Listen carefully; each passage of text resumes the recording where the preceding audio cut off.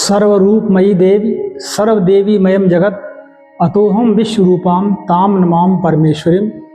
सी राम मैं सज जग जानी करो प्रणाम जोर जुग पानी। विश्व के कण में हे माता तेरा निवास है। जय माँ शारदे, सनातन धर्म की जय हो, वंदे मातरम। दोस्तों, आज हम ज्योतिष में आपको 12 भावों का फल बताएंगे। ये 12 भाव क्या होते हैं। इसमें प्रथम भाव लग्न को कहते हैं। अब लग्न क्या है? लग्न ये है कि लग्न में लगा हुआ, क्या लगा हुआ है? जातक के जन्म के समय पूर्व क्षितिज पर जो रास लगी होती है वही लग्न होती है। लेकिन लग्न जो है दीर्घ और ह्रस्व राशियों के आधार पर कोई 1.25 घंटे की होती है तो कोई 2.25 घंटे की होती है। तो लग्न इतने लंबा तो होगा नहीं, कोई एक बिंदु होता है जन्म के समय, जो बिंदु होता है वही लग्न है और ये प्रथम भाव है। तो लग्न को प्रथम भाव भी कहते हैं। इससे इसका एक नाम तनु माने शरीर, कि व्यक्ति के शरीर का निर्माण, तो शरीर का आकार, प्रकार, लंबाई, चौड़ाई, हर्ष और दीर्घता इससे देखते हैं। इससे व्यक्तित्व भी देखते हैं, इससे धन भी देखते हैं। ये भाग्य का पंचम भाव भी होता है तो भाग्य भी देखते हैं। और पंचम विद्या का 9वां भाव होता है तो विद्या का भाग्य भी लग्न से ही निर्धारित होता है। और लग्न से ही यानी प्रथम भाव से ही उसके व्यक्तित्व का, संपूर्ण शरीर का, इसका निर्धारण किया जाता है। अब लग्न या प्रथम भाव में मेष राशि है तो मेष राशि का मालिक मंगल होता है और वो आदमी तेजस्वी, सीधे आक्रमण करने वाला भेड़ की तरह से होता है और बहुत ही पराक्रमी माना जाता है। अगर इसमें सूर्य बैठ जाए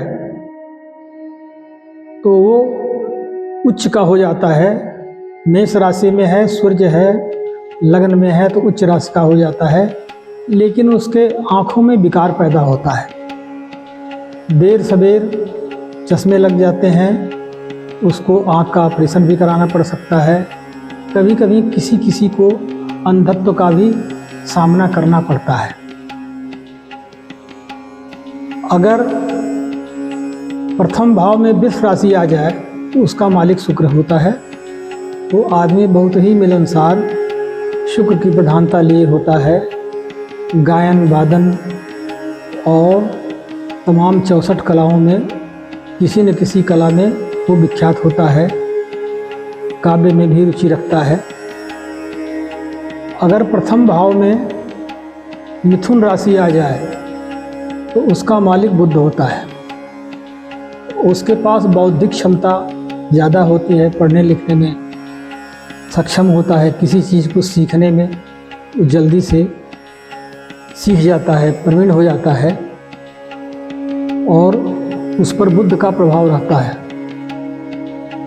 इसी प्रकार अगर प्रथम भाव में कर्क राशि आती है तो चंद्रमा की राशि है। चंद्रमा एक बहुत ही संवेदनशील और स्थिर ग्रह है और उसके अंदर दया भाव ज़्यादा रहता है। उसके विचार क्षण क्षण में बदलते रहते हैं और खांसी, जुकाम या कफ प्रकृति के बीमारियों से अक्सर शिकार हो जाता है।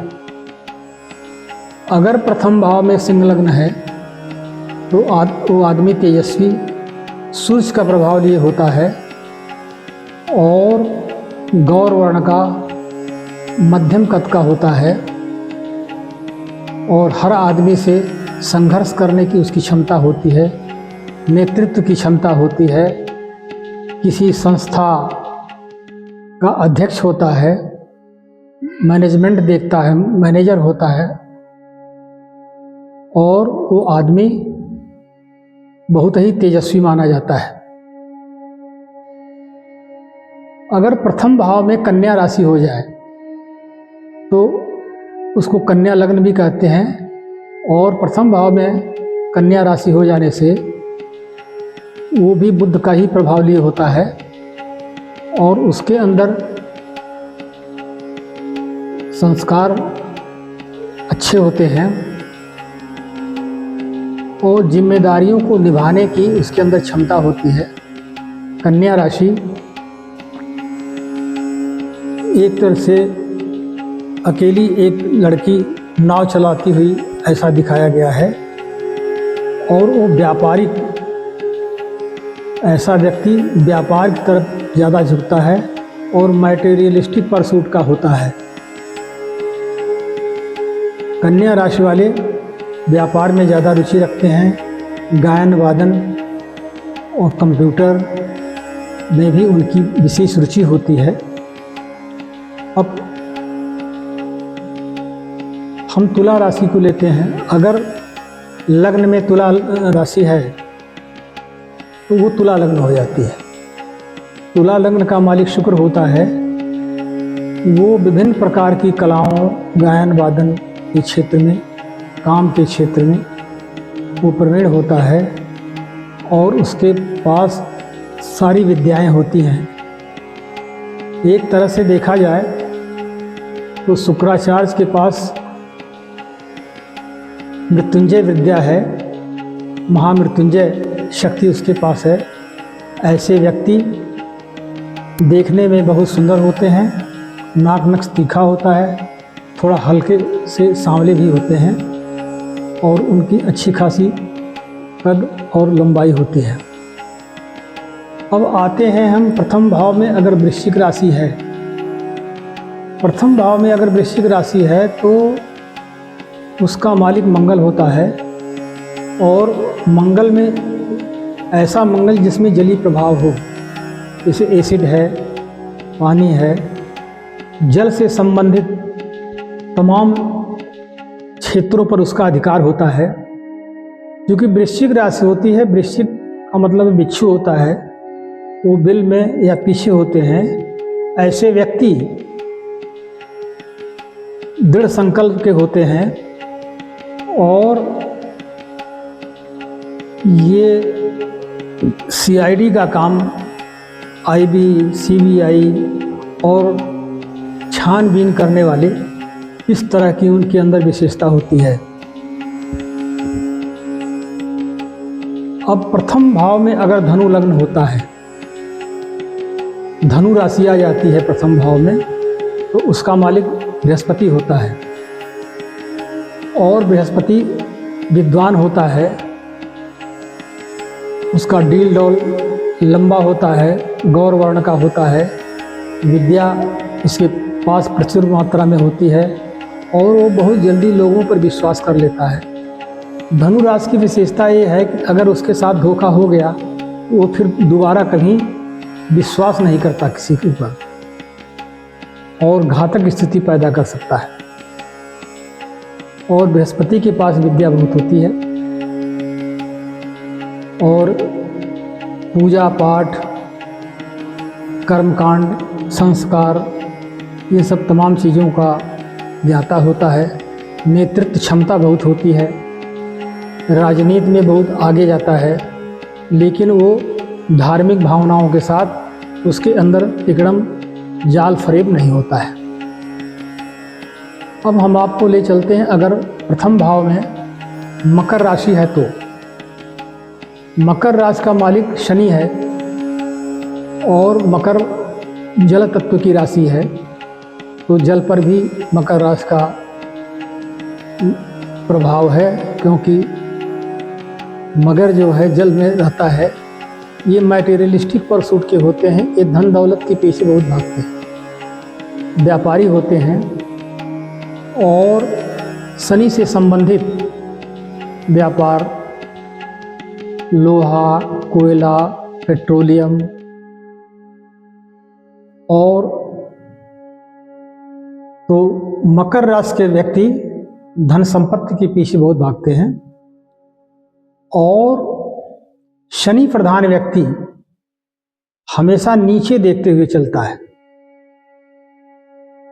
वो सामान्य से नीचे देखते हुए चलने वाला व्यक्ति समझ में आ जाता है कि इसकी शनि की प्रधानता है, पृथ्वी की तरफ देखते हुए चलता है और आंख के गोलक हल्के से अंदर दबे होते हैं। ये भी मकर राशि का एक प्रभाव है। ज़्यादातर दोहरे बदन का होता है और राजनीति का पंडित होता है और काली चीज़ों पर इसका विशेष प्रभाव होता है। सूखी लकड़ी है, लोहा, कोयला, पेट्रोलियम और तरल पदार्थों का बिजनेस करने वाला ज़्यादा होता है। राजनीति का पंडित भी होता है। वकालत वगैरह के क्षेत्र में भी ये बहुत आगे जाता है। अब हम आपको प्रथम भाव में अगर कुंभ राशि होती है तो क्या होगा। कुंभ राशि के जातक अक्सर लंबे होते हैं, उनके ऊपर भी शनि का प्रभाव होता है और किसी के प्रति बहुत ज़्यादा डिवोटेड होते हैं, समर्पित होते हैं। रामकृष्ण परमहंस माँ काली के प्रति समर्पित के भक्त होते हैं और ज्ञान का सूक्ष्म तत्व जो है कुंभ राशि वालों के पास ही मिलता है।